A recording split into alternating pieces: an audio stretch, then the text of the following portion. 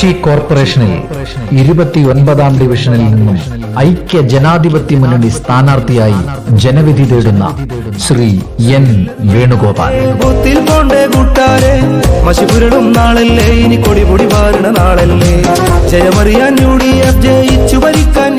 കൊച്ചിയുടെ വികസന പ്രവർത്തനങ്ങളിൽ തന്റേതായ സാന്നിധ്യമറിയിച്ച വ്യക്തിത്വം. ജനനായകരായി വന്നല്ലോ, ഇനി ഒന്നായി ജൈവിളിയായി